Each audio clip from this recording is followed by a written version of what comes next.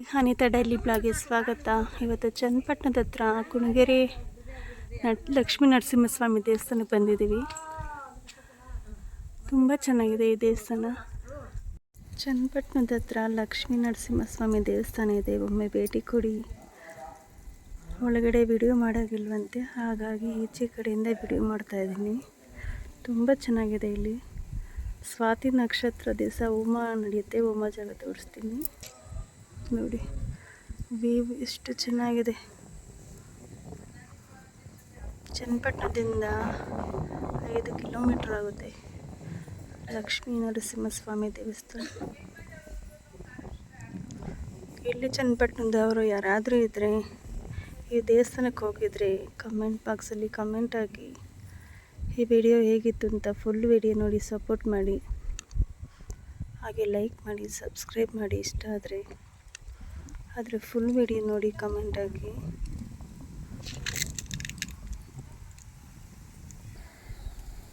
ಇಲ್ಲಿ ಬೋರ್ಡಲ್ಲಿ ಹಾಕಿದ್ದಾರೆ ನೋಡಿ, ಶ್ರೀ ಕಂಬದ ಯೋಗ ನರಸಿಂಹಸ್ವಾಮಿ ದೇವಸ್ಥಾನ, ಕುಣಗೆರೆ, ಚನ್ನಪಟ್ಟಣ, ರಾಮನಗರ ಜಿಲ್ಲೆ. ಸ್ವಾತಿ ನಕ್ಷತ್ರ ದಿನ ಸ್ವಾಮಿ ವಿಶೇಷ ಪೂಜೆ. ಯಾರು ಬಂದಿಲ್ಲ ಒಮ್ಮೆ ಬನ್ನಿ, ತುಂಬ ಚೆನ್ನಾಗಿರುತ್ತೆ.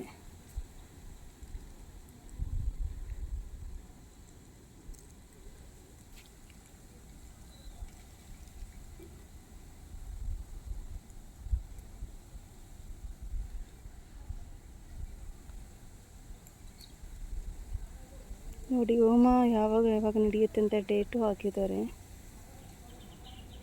ಮೊಬೈಲ್ ನಂಬರು ಇದೆ, ಫೋನ್ ಮಾಡಿ ಬನ್ನಿ. ಹೋಮ ನಡೆಯೋ ಜಾಗ ಇದು.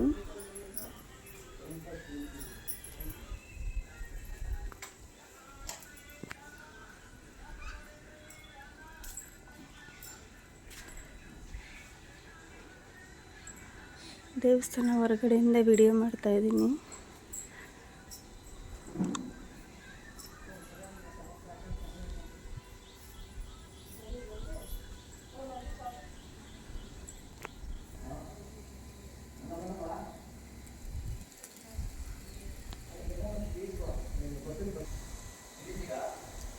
ನಾವು ಚಿಕ್ಕ ವಯಸ್ಸಲ್ಲಿದ್ದಾಗ ಇದನ್ನು ತಿಂತಾಯಿದ್ವಿ, ಇವಾಗಲೂ ತಿಂತೀವಿ. ತುಂಬ ಚೆನ್ನಾಗಿರುತ್ತೆ. ಯಾರ್ಯಾರು ತಿಂದಿದ್ರೆ ಕಾಮೆಂಟ್ ಬಾಕ್ಸಲ್ಲಿ ಕಮೆಂಟ್ ಹಾಕಿ. ಈ ಥರ ಪೀಸ್ ಮಾಡಿ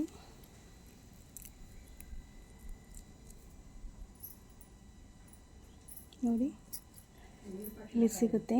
ಇದು ಬೀಜನ ತಿನ್ನೋದು. ತುಂಬ ಚೆನ್ನಾಗಿರುತ್ತೆ. ಕಡಲೆಕಾಯಿ ಬೀಜದ ಥರ ಇರುತ್ತೆ. ಗಾಳಿಗೆಲ್ಲ ಬಿದ್ದಿದೆ ನೋಡಿ.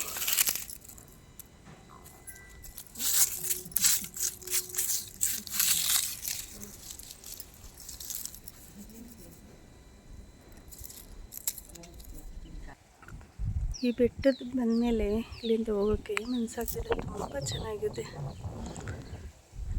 ದೇವಸ್ಥಾನ ಬೆಟ್ಟದ ಮೇಲೆ ಇರೋದ್ರಿಂದ ತಣ್ಣ ಗಾಳಿ ಬೀಸ್ತಾ ಇದೆ. ವ್ಯೂ ಅಷ್ಟೇ ಚೆನ್ನಾಗಿದೆ.